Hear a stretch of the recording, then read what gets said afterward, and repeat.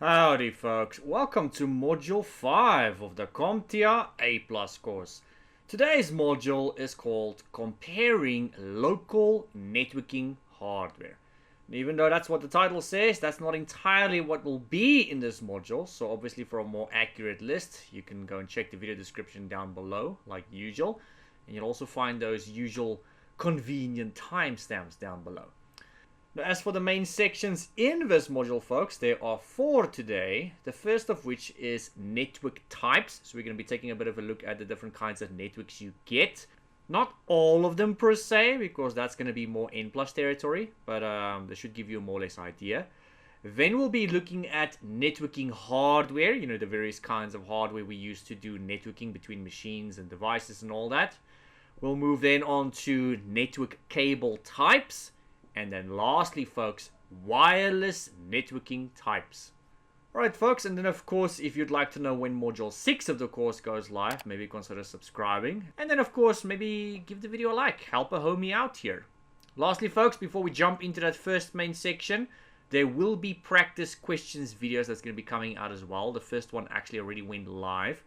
By the time you watch this, maybe the other ones would be live already. So there's going to be multiple practice question videos for both Core 1 as well as Core 2 for the 1200 series. So be sure to keep an eye out for that as well. So those questions will test you on the same objectives, or should I say measure you against the same objectives as the official exam, and they're going to also measure you on the same skills. And then as a little extra, I'll also add in an additional video at the end of the playlist, which is just general exam tips. So might not be applicable to all of you guys, but some of you guys might find that useful. Maybe this is your first exam you've ever written and you don't know what to expect. So that's pretty much what that video will be about, just to show you what to expect in your first exam. Alright folks, let's jump into that first section.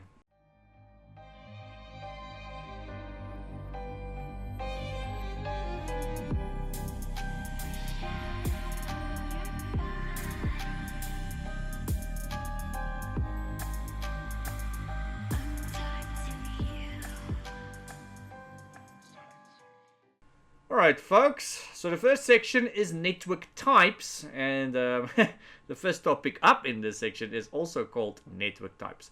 So let me start you guys off by listing the different kinds of networks we're going to be discussing in this section. So first of all guys, we're going to discuss personal area networks, better known as PAN for short.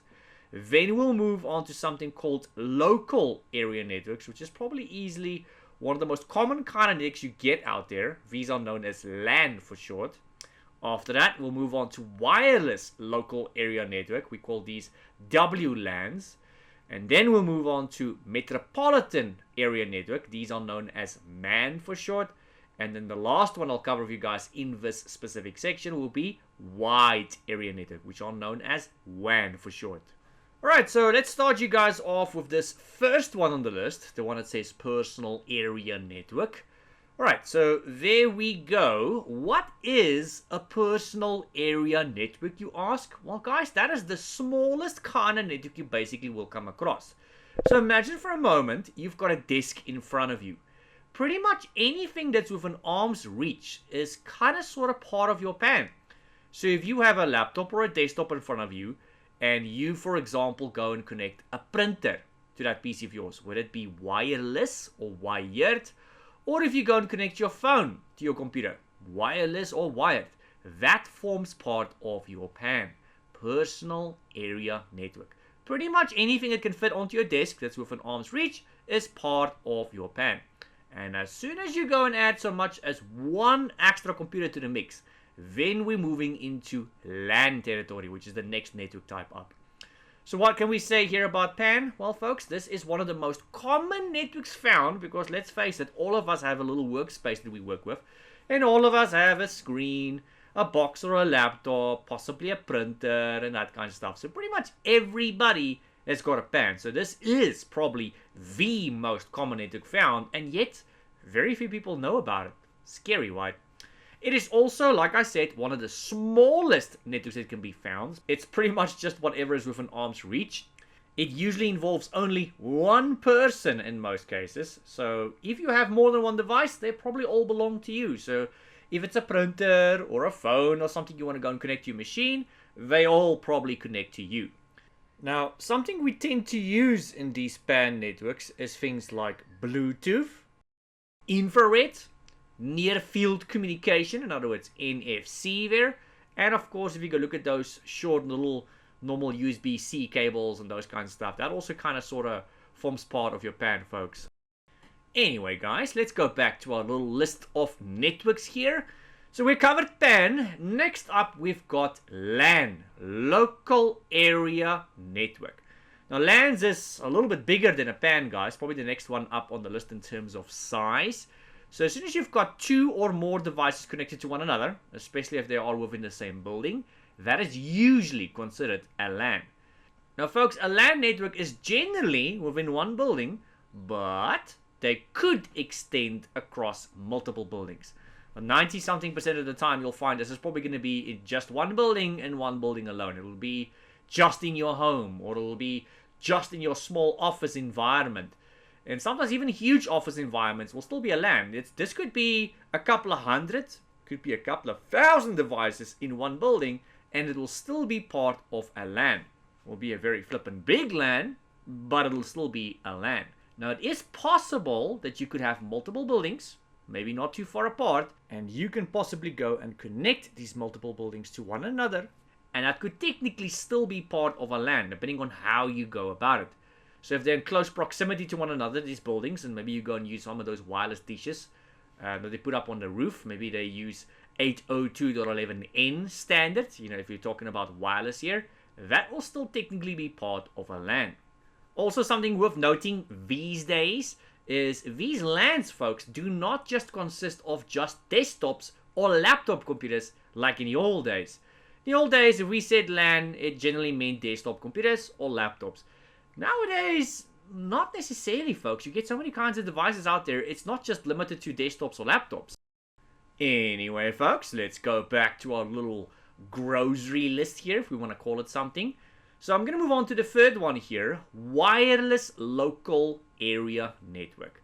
This is pretty much the exact same thing as the previous one we discussed. It's still a LAN, it's still generally within one building, so all of those rules still apply.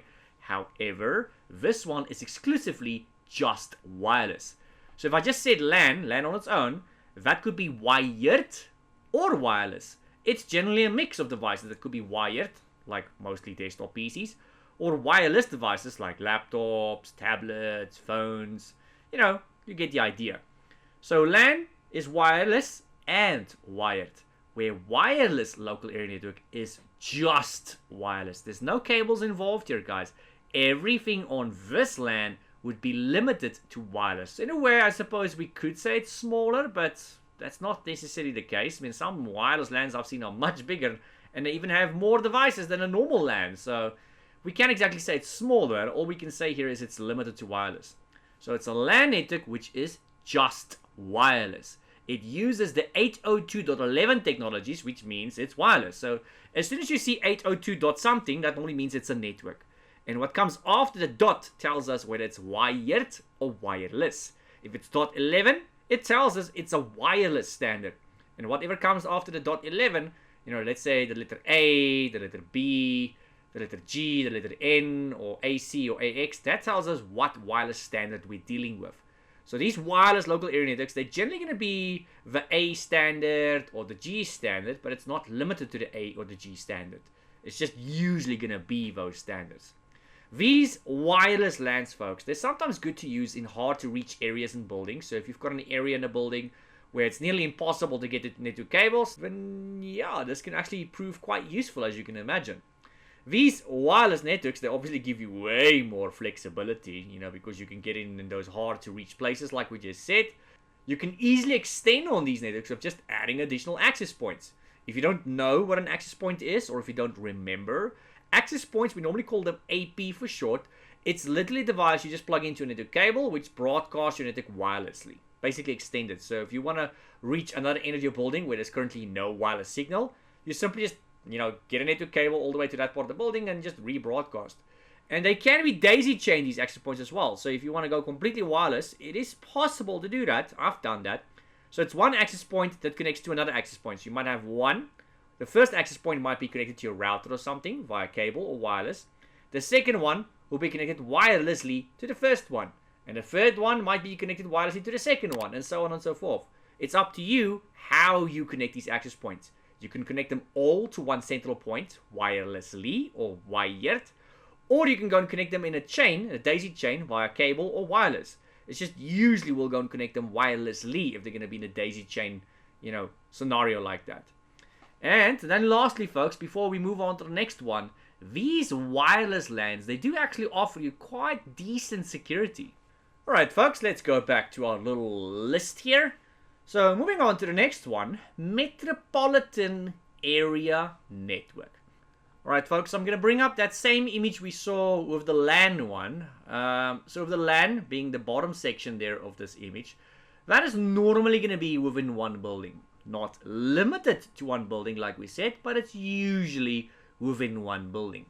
If you look at the MAN, Metropolitan Area Network, this usually is going to be guaranteed multiple buildings. The question here is, where are these buildings?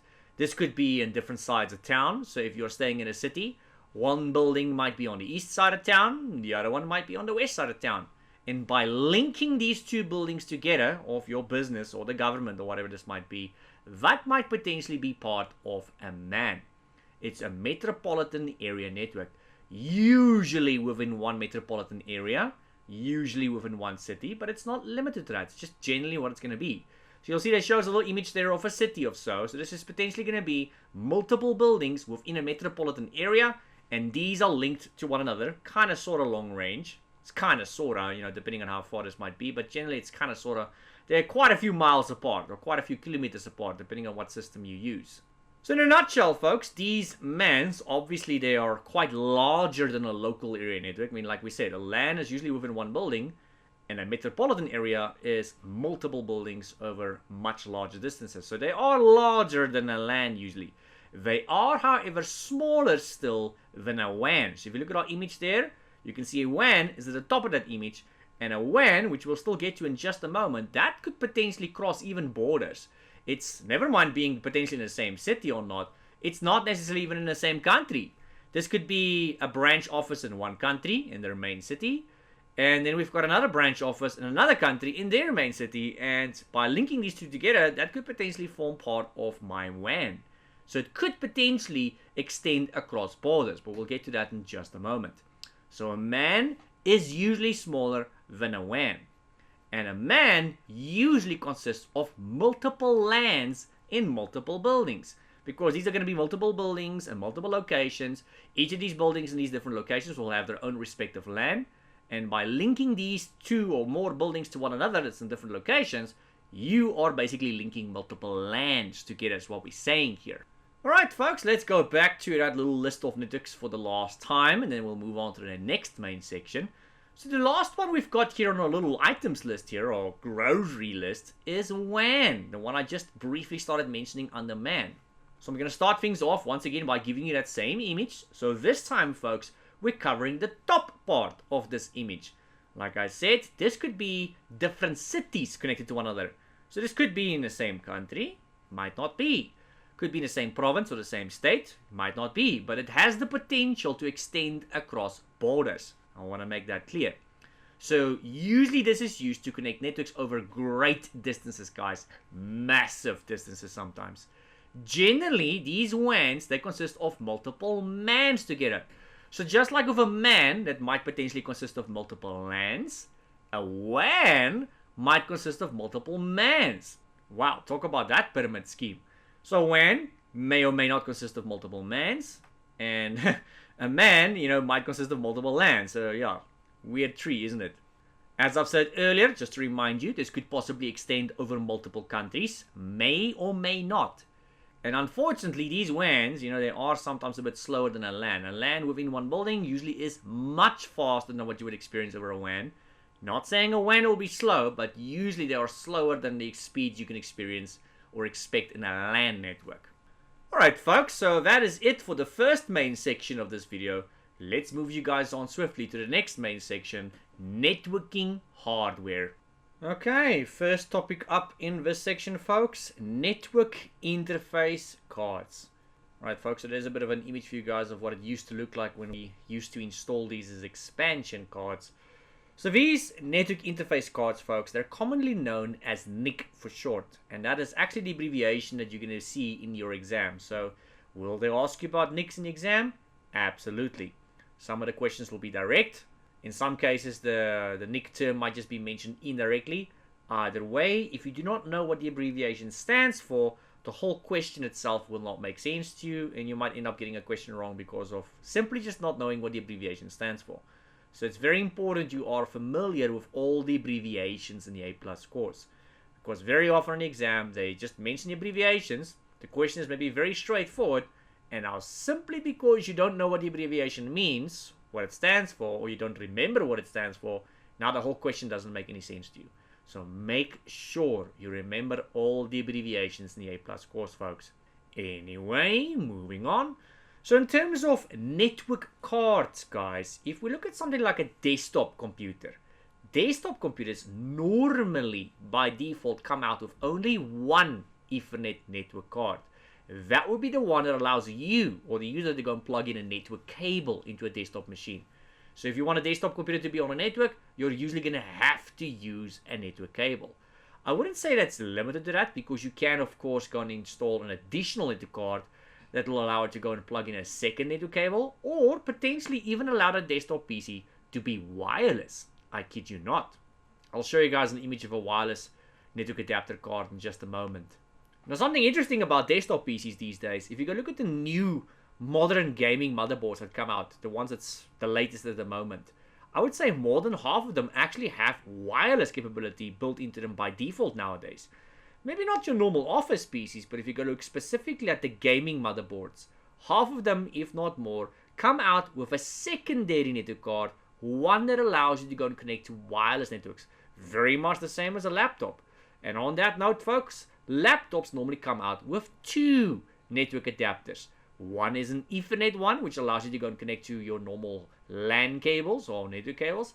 The other one allows you to go and connect to wireless networks. These are not the same network card, guys. It's not the same network adapter. Believe it or not, it's actually two separate adapters. The one that allows you to go and plug in a network cable, that's the first one. The second one is the one that allows you to go and connect wirelessly to networks. That's actually an entirely separate network adapter, folks. Now, desktop PCs, the new modern motherboards, they actually come out of that functionality too. The machine that I'm recording this video on right now is a desktop PC, and it, for example, has two built-in network adapters. One allows me to go and connect via cable. That's what I'm using at the moment because it's generally seen as more stable. And then my motherboard also has wireless capability, something I don't really use, but it's still nice to have, even though I might not need it. Now, in terms of that wireless network adapter I spoke of, there is an example for you guys. So if you would like to give your PC wireless capability, if it currently does not have that, yes, you can. And it's multiple ways. One way would be to go and buy yourself a card that you go and slide into your PCI slot on the motherboard. It gives you machine wireless capability.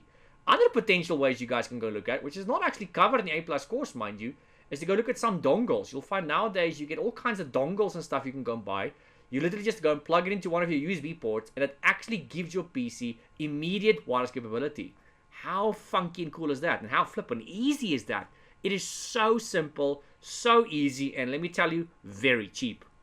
Anyway, folks, let's move on to a different kind of network hardware. Hubs. Now, I'm going to be honest with you guys, I feel very frustrated explaining this topic because hubs is actually something that's legacy. It is actually something that's, in my opinion, extinct. We don't get hubs anymore. The only place you'll find a hub, if you're lucky, is if you go dig in someone's box in their garage. Somebody that's been in IT a very long time, that's got a lot of old junk in their garage or something like that. Maybe in those people's garages you'll find an old hub, but generally we don't use them anymore. We don't find them anymore. And yet it's still in the course, and yet they will still ask you about it in the exam, which really annoys me. Usually when something like this is, well, no longer used, they won't cover it in the course, and they won't ask an exam because it's pointless. We're just wasting your time. But now, simply because it's in the exam, I'm forced to cover this with you guys because, well, my intention here is to get you guys to pass this exam. If it wasn't for the fact that it was an exam, I would not have added this topic to my lesson, guys. Now, folks, there's a bit of an image for you guys there on the right-hand side. So I've got 4 computers there for you guys with a central device. That number 3, that central device in the middle, That is the hub in this example. Now, what does it do? How does it work? Well, guys, if you've got multiple devices, like desktop computers in that image, these devices will all be plugged into that central device via a network cable. Good old-fashioned LAN cables, in other words. And in a nutshell, its purpose is to allow these machines to communicate and connect to one another. So if I am PC A there in that image at the top left, and you are PC D at the bottom right, if I send you a file, a document, or whatever, the idea is it needs to end up at your machine at the end of the day. And it will achieve that goal. Unfortunately, folks, a hub is a dumb device. And yes, I'm going to phrase it like that. That's the actual terminology we use in IT. We actually call it a dumb device. Why do we call it that, guys? Because it sends signals out of all of its ports. It does something called broadcasting. So if I send you specifically something, and you happen to be PCD there, the hub is going to send that something specific out of all of its ports to everybody and anything that's connected to it. So there's no real privacy here. Now, obviously, many moons ago, when people did not exactly use computers, and if they did use computers, they did not exactly have a network in the office. Back then, this was not that big of a concern. But nowadays, obviously, everybody uses machines. Most of us have multiple devices. All of us use networks, and all of us use the internet. So nowadays, we cannot afford for something like a hub to go and broadcast our private information out of all of its ports to all devices on network. That is a huge concern. So, yeah, we actually use switches in places of hubs, guys. We don't use hubs, we use switches. Something we're going to get to in just a moment. It's actually the next topic up. But a switch would send out the information to a specific device, not all the devices. At first glance, a switch looks just like a hub. At first glance, you plug into it just like a hub.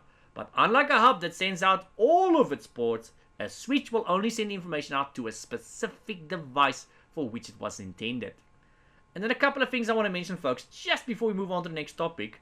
Hubs' performance are unfortunately reduced by contention. Now, that is not unique to hubs, though. That is something that's going to happen with switches and all the other devices as well, but I do need to mention that to you guys. Also, in terms of speed, these normally run at half duplex. You know, you'll find it's like 100 megabits per second on Ethernet. I think that's about it.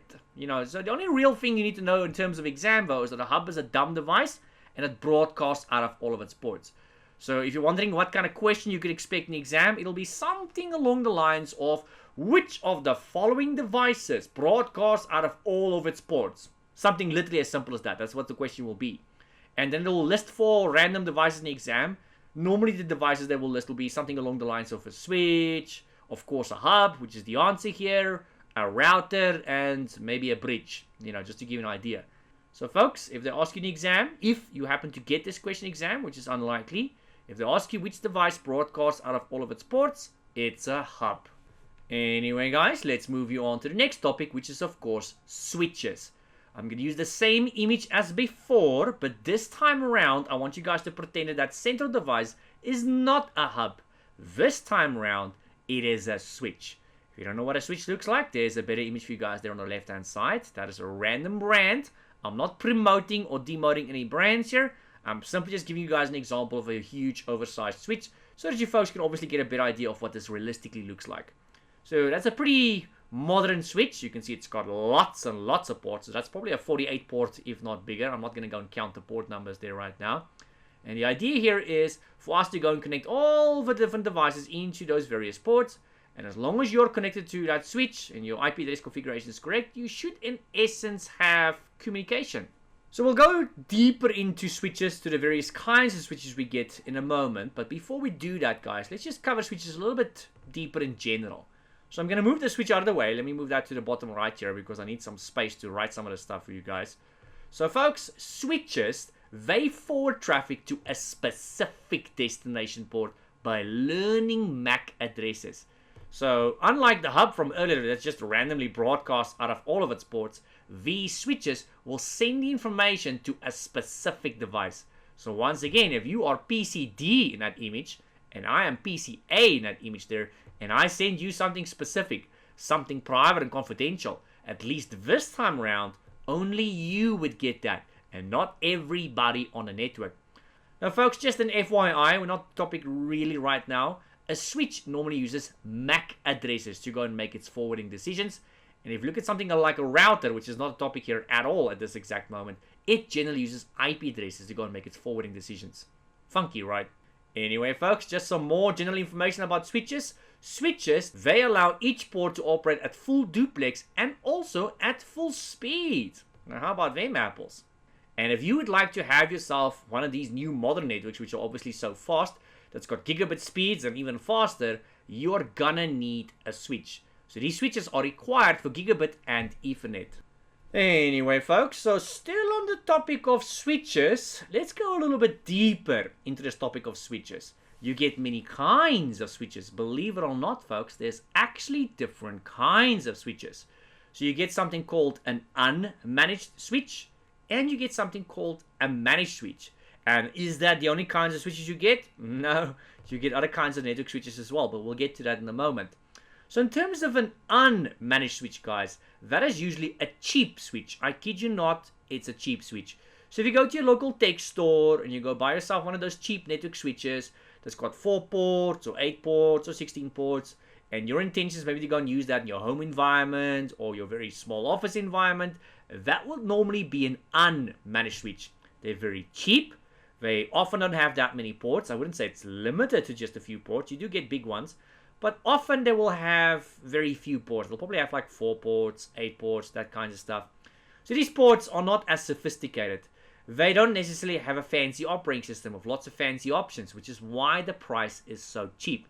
So usually with an unmanaged switch, as long as you and the users are all plugged into the same switch, and as long as you are all on the same IP range, communication should effectively occur. That's it. Nothing more to it. So it works without any configuration is what we're saying.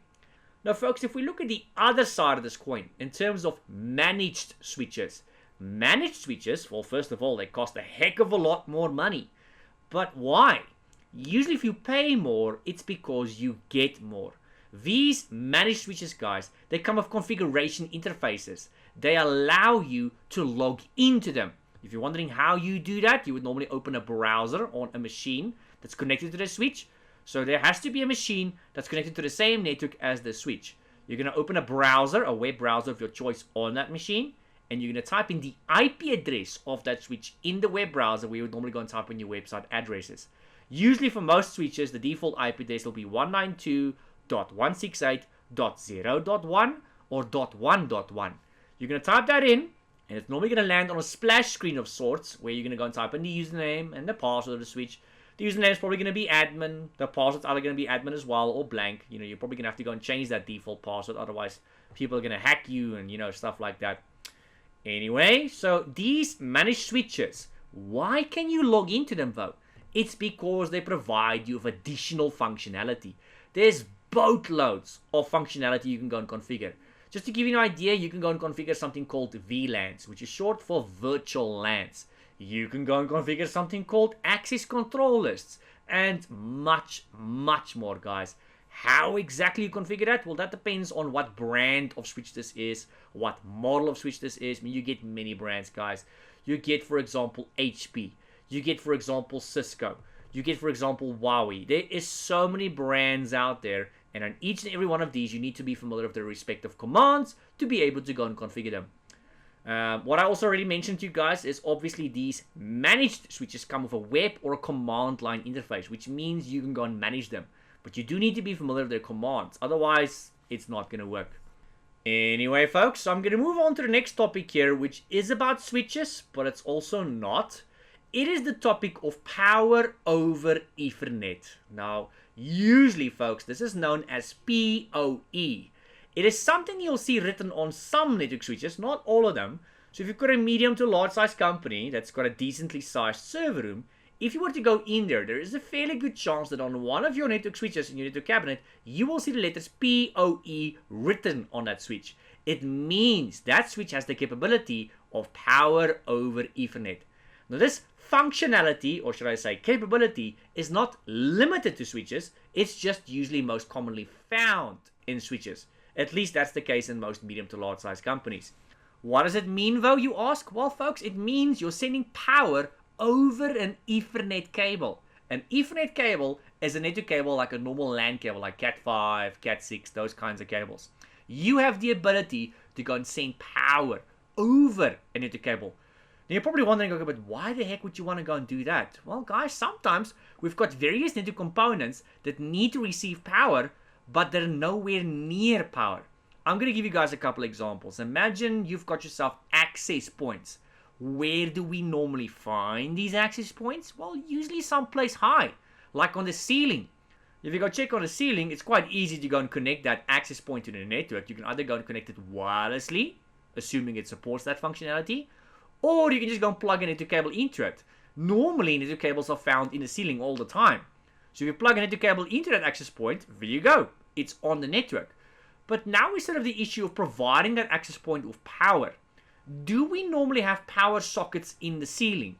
No, we don't. Generally, you don't find that inside the ceiling. So how is it going to get its power? Now, funny enough, inside the little box that you buy your access point, inside the box, you'll sometimes find a small little LAN cable, and you'll find a little plug that you can go and plug it into a power adapter. Not that we're actually going to go and use that. 99% of the time, we don't actually use that. But it does come with one. So you can go and plug it directly into the power if you really want to, but none of us are actually going to do that. So instead, because of its, well, unique, peculiar position, its location, we're going to give this device power via a network cable. Hence the name, Power over Ethernet. So the whole idea here, folks, is if you've set this up correctly, is as soon as you plug in that network cable into that access point, it's going to power on without a power cable. You'll see the device will turn on as soon as you plug in into cable. Now, it's not limited to access points. That's just the most common place you'll see us use this. Another common place you'll see folks using this, guys, is on VoIP phones. Those phones you find on your desk, of course, we don't use your normal old landlines anymore. Nowadays, folks use VoIP phones. That's what most businesses use. So all you do is you just plug a network cable into it and potentially a power cable. But we don't have to plug a power cable in. I mean, you can if you want to, because luckily the phone, unlike the access point, the phone is actually near a power point normally. But it looks unprofessional. It looks untidy when you've got so many cables on your desk. So most often, in most businesses, we use power over Ethernet for our VoIP phones as well. Which means we only need one cable to be plugged into our phone instead of two. You can go and plug in two if you really want to, if it doesn't bother you. But most companies, I can tell you now, will use only one cable. As soon as the user plugs in that network cable into the phone, you'll see the phone will turn on. So in summary, guys, we can say power over Ethernet is commonly used in areas where power is not easily accessible, like with an access point on a ceiling. So these are commonly used with access points and VoIP phones. Obviously not the only examples, but it's the most common examples I can give you guys. Now, usually power over Ethernet, like I said in the beginning of this topic, is embedded into switches, but it's not limited to switches. What if you have a home environment or an extremely small office environment where you've got a device that needs to be powered via network cable and it's only this one device? Do you really want to go and buy yourself a whole freaking switch now that's got PoE capability only to use one of its ports to power a device in your home or your office environment? It's not feasible, guys. You're going to pay a lot of extra money for that switch only to power that one device. It's not feasible. So in situations where it's just one or maybe two small measly devices in your home or office environment, we've got something we call a small PoE box.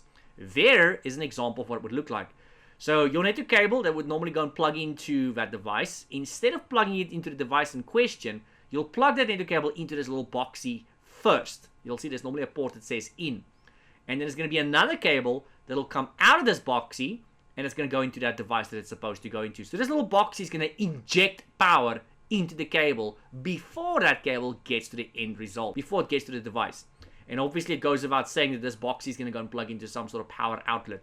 So if you find yourself in a small office environment or a home environment where it's literally just one, maybe two devices that need to be powered, via network cable, then it's cheaper, easier, and quicker. Just go and buy yourself one of these. They're not that expensive. They're relatively affordable. If it's a medium to large size company, then it's probably going to be a full-blown PoE switch, folks. And there is, of course, an example of a PoE switch again. So this one, unfortunately, only has 8 ports. But if you look very closely, you'll see it says PoE at the bottom left. Normally, regardless of the brand, regardless of how many ports it has, it will very clearly indicate on the switch that it's a PoE switch. And I can tell you now, you're going to be paying extra for that function. Anyway, folks, we've now reached the end of the second main section of this video. Let's move you guys on swiftly to the third main section of this video, network cable types. Alright folks, the first cable I'm going to be discussing with you guys is unshielded twisted pair. Now, in case you guys don't know, this is actually referred to as UTP cable for short. You get other ones as well like STP, but we'll discuss that in just a moment. So unshielded twisted pair is probably easily one of the most common kind of network cables that you will come across. That, and then probably the second most common will probably be STP. So it's a copper wire that carries electrical signals. Now don't get me wrong, I'm not saying it carries electricity per se, it just carries electrical signals over a copper wire. Now unfortunately, due to this being copper wires, it's obviously going to be possible to influence this with other things like EMI, electromagnetic interference, which is not the topic here right now. Now if you look at the pictures that I've got on the screen there guys, you'll probably see that these are 4 pairs of wires, so it's 8 wires in total. So it normally consists of orange, orange-white, green, green-white, blue, blue-white, brown, and brown-white. So it's 8 wires in total, but it's 4 pairs. Why is it 4 pairs? Because they are twisted around one another. Why are they twisted around one another, you ask? Because that is to reduce interference. Now, since these cables carry a very small electrical signal, they tend to kind of sort of interfere with one another to a certain degree. You know, besides getting outside interference from other devices and electrical cables and, you know, fluorescent lights and heavy machinery and all kinds of things out there in the world to produce electrical signals and EMI and whatnot. Instead of just that, these 8 little wires, they produce their own little EMI. Very, very little, but it's there. So, unfortunately, if these 8 wires were straight, the interference would be too much and no real communication would occur. You'd have so much interference, you would have so much packet drop, it just wouldn't really be feasible. So to help mitigate against that, somebody clever one day said, you know what, boys? What if we were to twist some of these wires around one another? And somehow, miraculously, this actually makes a difference. So it kind of sort of, to a certain degree, cancels out the interference. Not entirely, but it does reduce it enough to make this feasible. We'll talk more about EMI in just a moment, guys. Now, these UTP cables, this could be for Cat 5, which is short for Category 5. Could be Cat 5e, could be Cat 6, could be Cat 6a. All of them have or come out in UTP. And the same can be said about STP. You get STP in Cat 5 as well, 5e, Cat 6, Cat 6a, and obviously a couple other ones as well. So both STP and UTP is available in all those categories I've just mentioned, guys. Now, in terms of the limit of this cable, the physical length limit of this cable, guys, according to the slides of CompTIA, according to all manuals and all that, it's normally going to be a maximum of 100 meters if you're using the metric system. If you're not using the metric system, it's normally 328 feet, but normally in the exam, they'll ask you about the metric system, which I find kind of peculiar, since this exam is an American exam, and America does not use the metric system. So it's kind of unusual, but, well, it is what it is.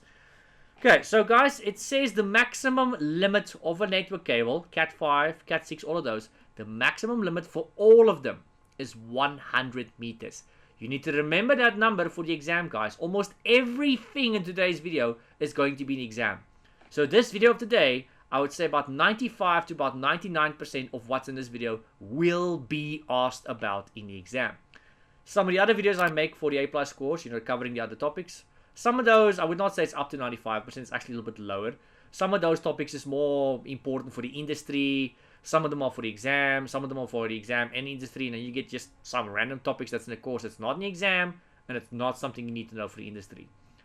But in today's video, we've got an exceptionally high amount of topics that's actually going to be asked about in the exam. So make sure you understand everything in today's video, guys.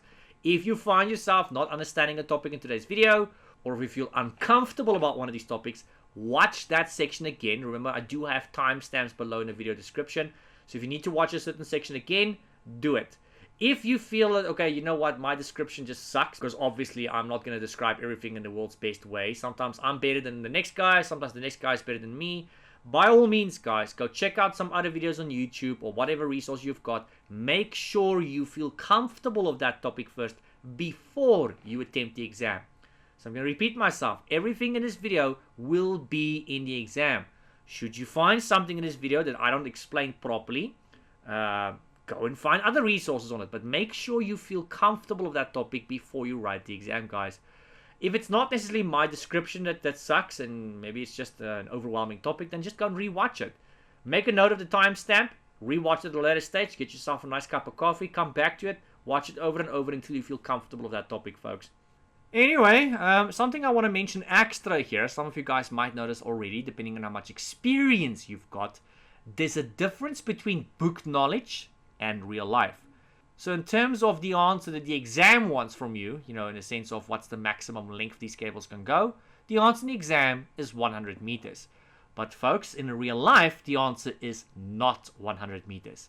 I dare you to go and try and get a cable to work over 100 meters in one go. You will not get one of these cables to work over 100 meters in one go without being repeated. There's no way. Realistically, in real life, the best you'll get, the longest distance you'll get out of these cables, is approximately 90 to 95 meters. That's the best case scenario. On average, you'll probably get more realistically closer to about 70, 80 meters, maybe about 85 meters. But the best case scenario will probably be about 95 meters. That's the best case. You'll never get 100 meters realistically in real life. So there really is a difference between book knowledge and real life, folks. Anyway, folks, moving on to the next cable type, shielded twisted pair. So we just spoke about unshielded, and shielded is pretty much the exact opposite. So there's a couple of images for you guys, so you guys can get a more or less idea. It still has 8 wires, it's still 4 pairs, but there's a shield around these pairs of wires. So if you were to go and cut off the coating, which we normally call plenum, from these 8 wires, and you expose the 8 wires before you actually get to see the 8 wires, like in the previous topic where we spoke about UTP, in this instance you're first going to see a shield, and you would have to remove the shield first before you actually see the 8 wires. UTP, as soon as you cut off the coat, it just exposes the 8 wires, the 4 pairs. STP, it exposes the shield that shields these 8 wires. So it's kind of like kitchen tin foil, that you use for cooking purposes and stuff like that. Its purpose is to shield it against interference.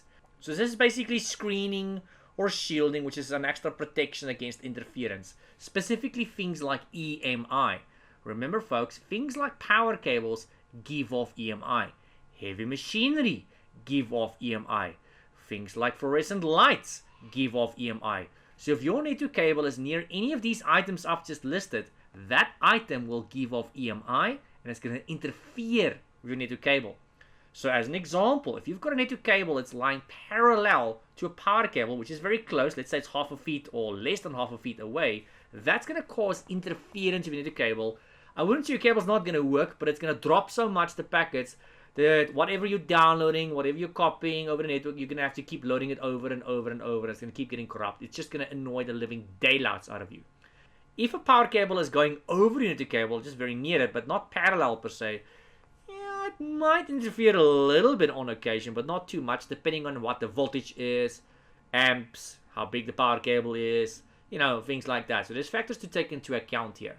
Now, sometimes in life, we cannot avoid EMI. Sometimes a power cable or whatever will be near your cable. It's unavoidable. Now, should that be the case, then in that scenario, instead of using UTP, which is normally the cheaper one of the 2 cables, you might want to go and use STP. Yes, it's a little bit more expensive, but sometimes we don't have a choice.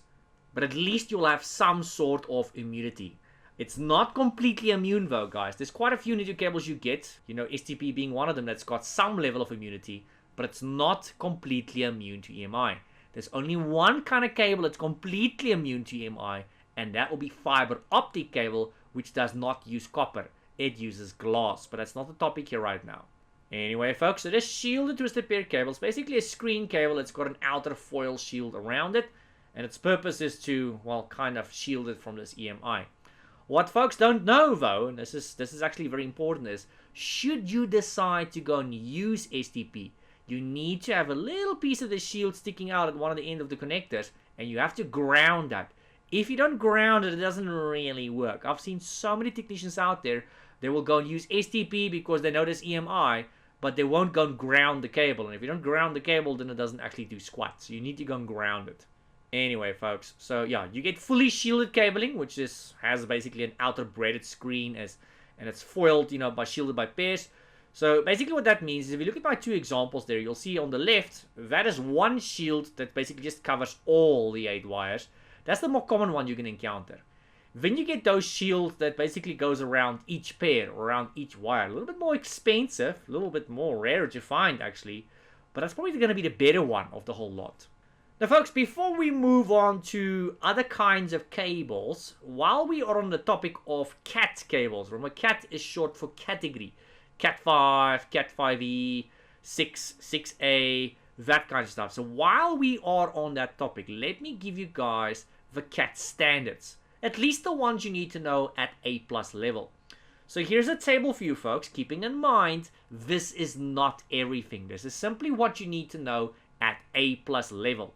This is all they will ask you in the A+ exam at A+ level. You do, however, get other categories of cable as well. So you would remember I did mention you get Cat 3. There's like 2 kinds of Cat 3 you actually get. You get Cat 7. You get Cat 8. Those are kind of sort of mentioned more in Network Plus. So if you guys decide to go and do N+ after A+, yes. There you will cover those. And yes, in that exam, you need to know those. But at A+ level, this is all you need to know.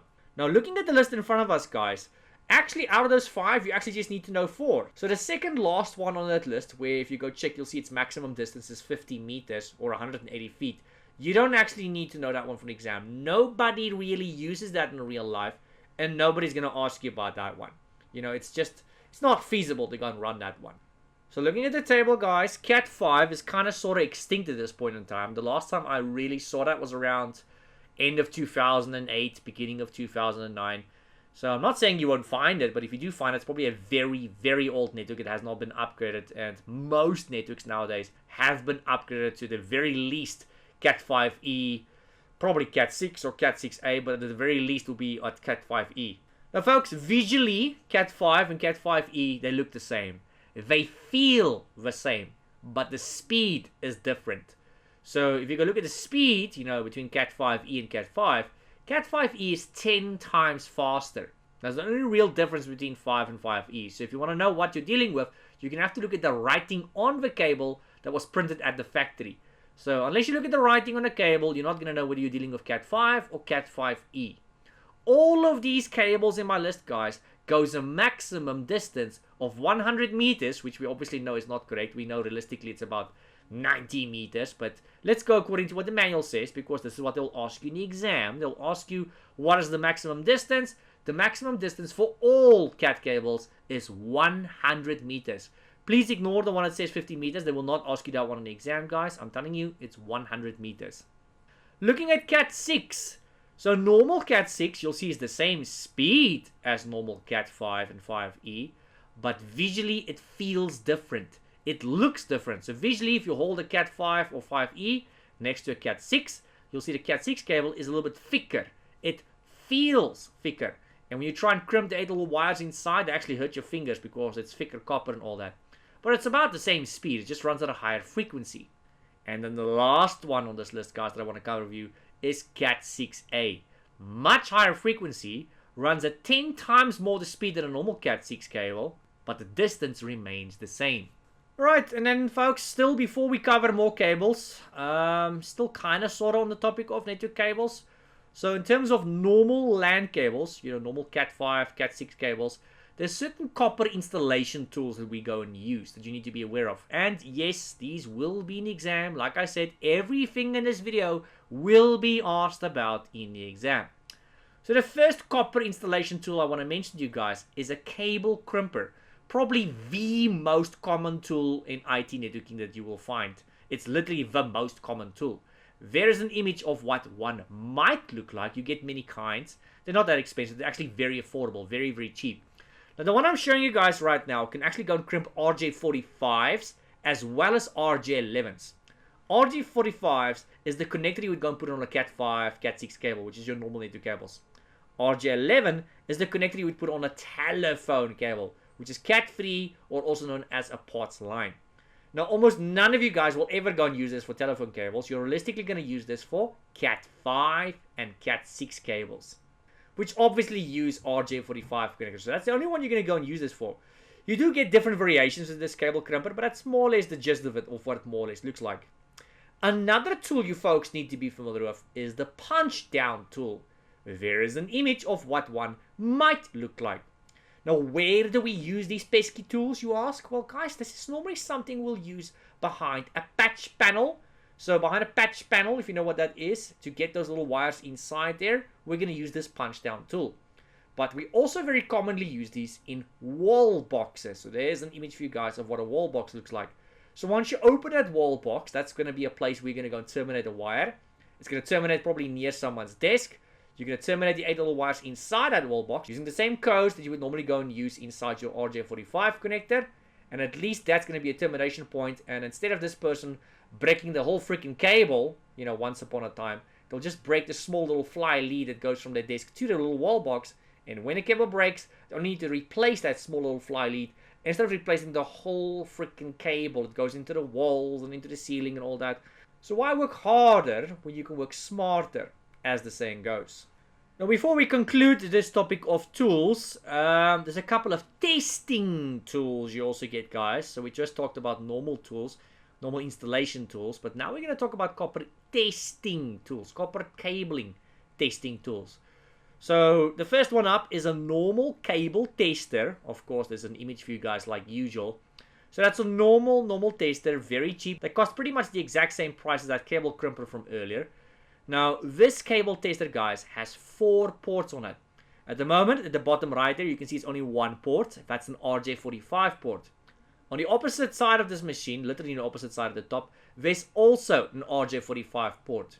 But at the top, you guys can see this image, it also has 2 RJ11 ports. One on the device on the left and one on the thingy on the right there that's detachable.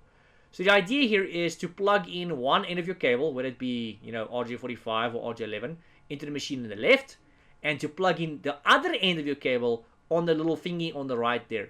And that will allow this machine to test your cable, to see if all 8 wires or all 4 wires, if this is a telephone cable, to see if they're all connected, to see if they're all connected in the correct order.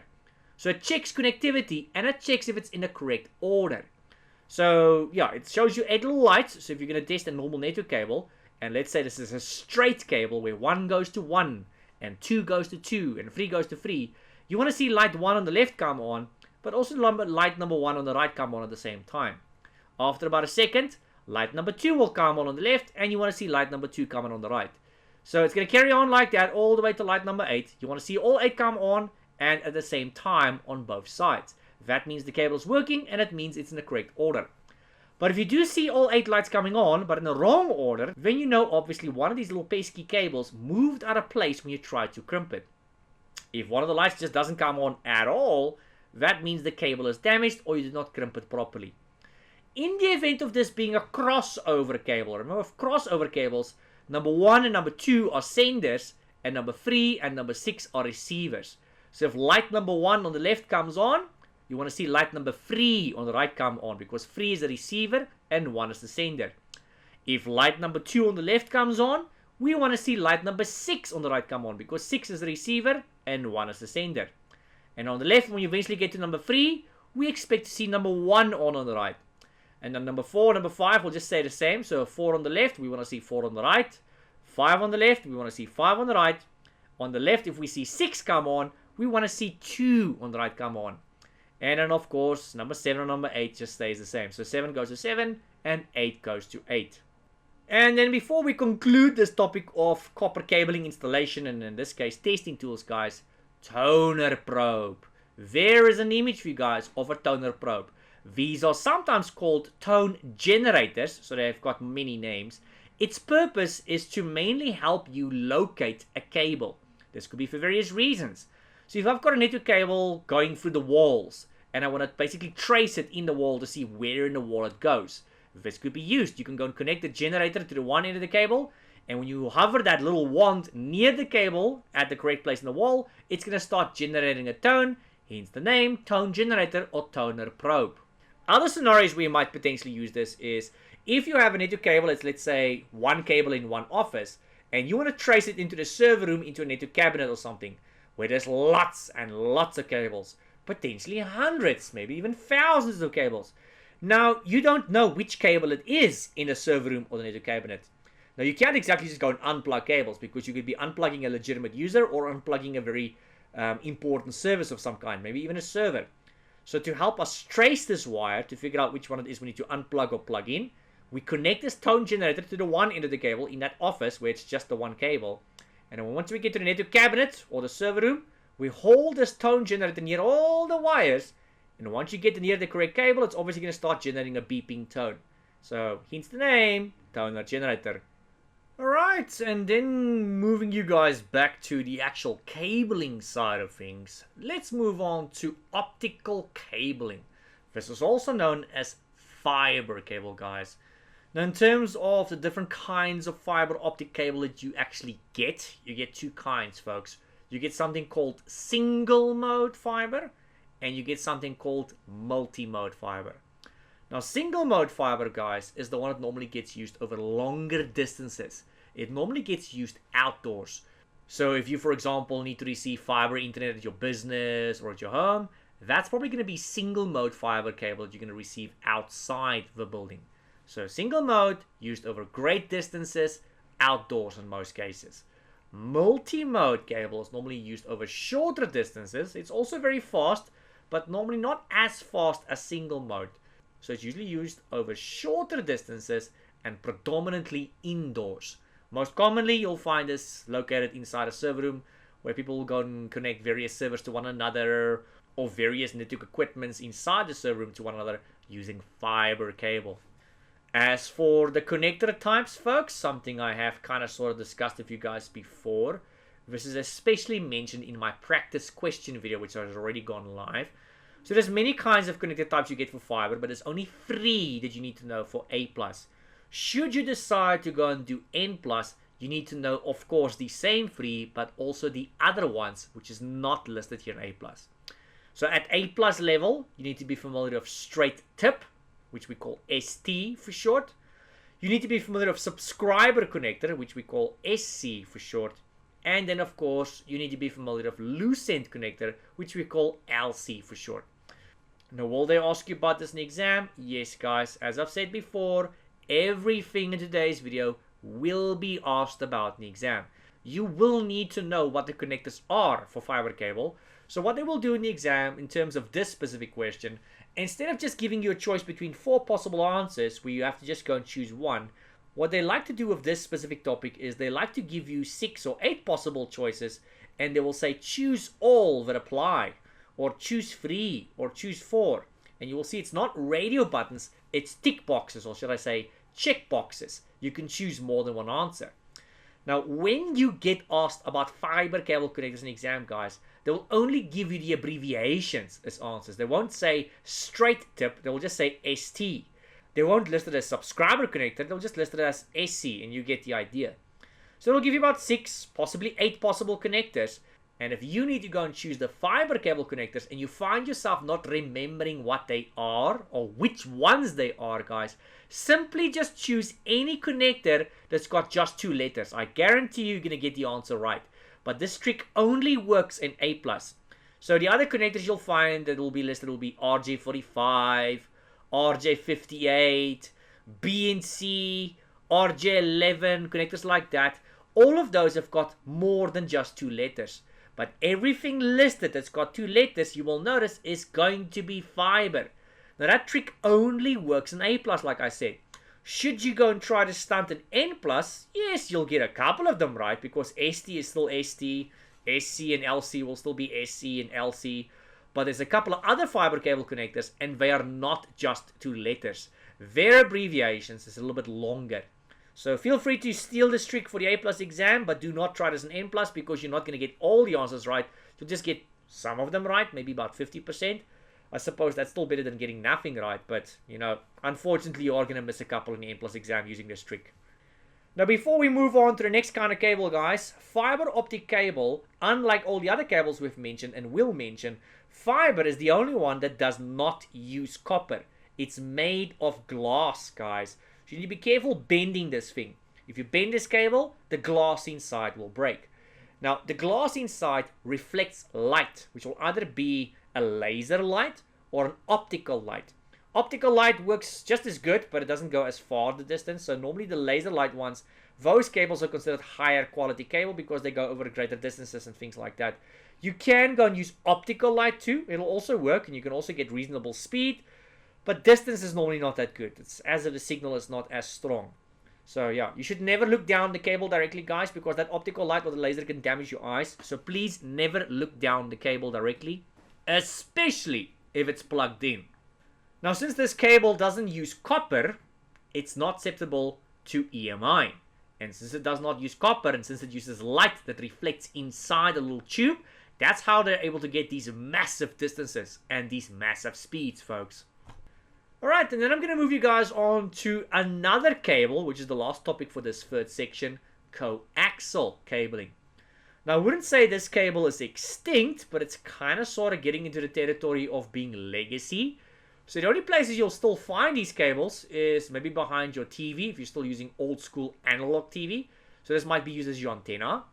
If you have some sort of decoder perhaps at your TV, then this might be screwed into the decoder because you get different kinds of connectors for coaxial. You get BNC, you get F connectors, you get RJ58. There's quite a few connectors, guys. And what exactly they look like depends on the country. It's actually not the same in all countries. Different countries use different connectors. Yeah, I bet you guys didn't know that. That is not something that's asked in A+. It's not something you need to know at N+. And it's actually not even asked in N+ level, believe it or not. That's just fun facts. All countries don't use the same connector when it comes to coaxial cabling. So coaxial normally has a solid core, guys, and it's got some sort of braiding. The core used to always be solid copper, and then it would normally have some sort of plastic coating around the core, followed by a little shield, and then a little braiding, which was also copper. Nowadays, it's quite common to find the core being steel, and if you're really lucky, it might be steel with copper plating, but generally it'll be steel. And then the braiding will also, in most cases these days, be, steel, not copper. Steel is not nearly as good the quality, but at the end of the day, you guys have probably seen what the prices of copper is looking like in most places, in most countries. It's getting ridiculous. So copper is no longer a feasible cable. So instead, they've reduced the quality, and now they're using steel. So yeah, these cables can be used as your antenna, can be used for decoder. Many moons ago, we used to use these cables as the backbone of our networks. They can, in fact, be used as actual network cables. And I suppose in some companies, you might actually still see them being used as network cables, but generally, they're being phased out for that purpose. We don't exactly use them for that purpose. Connector-wise, guys, I think let's just say F connector, but you do get other connectors as well. I mean, for example, B and C comes to mind. But I think that's enough for coaxial for now, guys. And then, guys, let's move you into the last main section for today's module, wireless networking types. Now, folks, before we jump into that first topic in this section, this is the part of the video where I play a bit of a game with you. Completely optional. You do not need to play this. You can skip ahead to the actual topic and just continue. But for those of you who'd like to play along, you probably know what the game is. Somewhere in most of my videos, not all my videos, I'll give you a hidden word or a hidden phrase. And the idea is for you to go and use that hidden word or phrase in the comment section down below and to make a new sentence using that word or phrase. You're welcome to go and use it as is, but that's pretty boring. There's no fun in that.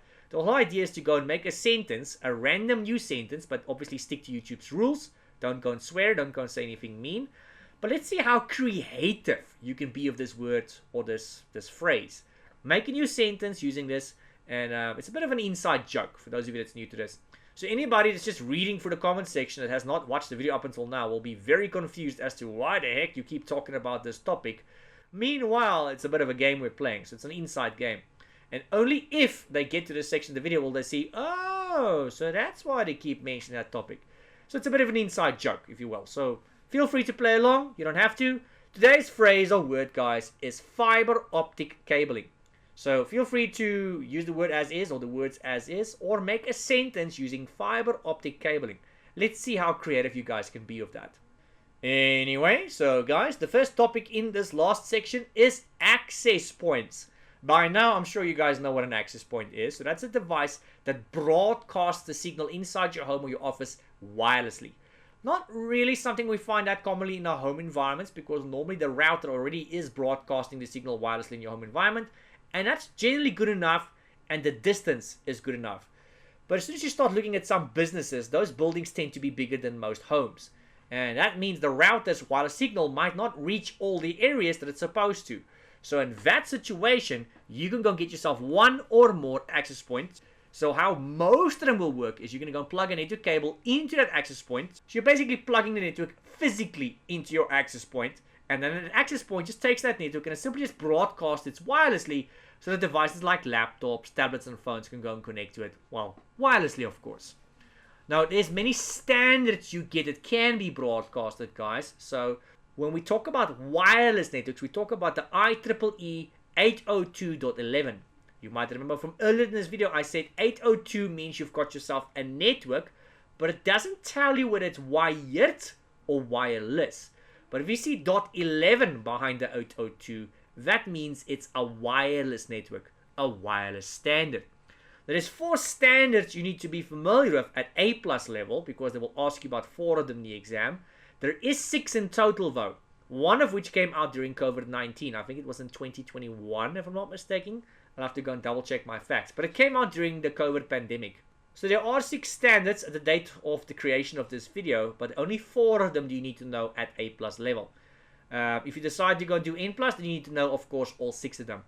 So the first one is 802.11a, then you get the .11b, you get .11g, .11n.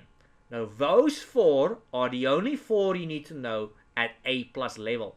You need to know their frequencies, you need to know their uses, you need to know their maximum speeds, you need to know their benefits, their drawbacks, and more or less their maximum distance. Now, as for the other 2 extra ones I'm throwing in the mix here, which you don't need to know at A+ level, is 11AC and 11AX. AX being the latest one out of the lot. If you folks are wondering what the frequencies is and the speeds is and all that, don't stress, that will be covered in the course, but it'll be covered in a later module. Right now, the topic is access points, not wireless standards. Wireless standards is the topic on its own. It'll be covered later in the A+ course. So stay tuned for that topic, folks. Anyway, so still kind of on the topic of access points, more specifically the benefits and usages. So we know what the IEEE standards are, so I'm just going to go and collapse that for you guys. Other things you can go and do with an access point is you can go and bridge it with the wired network via a switch. So if you want to go and do that, you can go and extend your network and you can go and bridge it via a switch. And then, of course, folks, which is pretty obvious, but let me point out the obvious, you can go and interconnect wireless clients, stations, using your access point. That's its purpose, is to go and interconnect these clients with one another and allow them to go and communicate with one another wirelessly, instead of the old wired system. Alright, folks, so we finally reached the end of the last section of this module. So the last section was luckily enough very quick for us, so thank goodness for that, because my mouth is starting to feel like a cotton ball. If you guys haven't done it already, if you want to show your appreciation, give this video a like. I really would appreciate it if you guys do that. It does help me in the video a lot. And if you'd like to know when Module 6 goes live, or maybe one of those practice questions videos, maybe consider subscribing, otherwise you'll miss that, guys. And then just a shout out, a quick shout out and thank you to the sponsors and supporters of this channel. If you would like to be one or support this channel some sort of way, guys, you can also find that in the video description down below. You can make donations. You can become a Patreon, where you will not just support me, but you'll also gain access to additional material which is not on my YouTube. So to all of those of you making donations, buy me coffee and milkshake, thank you very much, guys. Clicking on that support button on YouTube, where you just do donations via YouTube, thank you for that as well. For those of you making PayPal donations, there's a list of you guys, or some of you guys, thank you very much, guys. I appreciate it very, very much. And then, of course, the Patreons. Guys, this list of Patreons is not everybody that's a Patreon. Unfortunately, a lot of people decide to stay anonymous. So if you do become a Patreon, a paid Patreon, I'll normally ask you if you would like to have your name displayed here. And if you say yes, I'll ask you what name you want to have displayed. And then, of course, your name will be displayed here as well as on the Patreon videos. There's actually videos on Patreon as well, which is not on YouTube. Your name will display on both sides, on YouTube and on Patreon. Alternatively, if you want to remain anonymous, you can also remain anonymous. So for the ones that did want to have their names displayed and whatever names they chose, here is that list, of course. Lastly, folks, in case you don't know, but you probably do know, the channel does have a Discord server. That link is literally the very last link at the very bottom of the video description. So feel free to go and check that out as well. Alright, folks, see you in Module 6 of the CompTIA A+ course.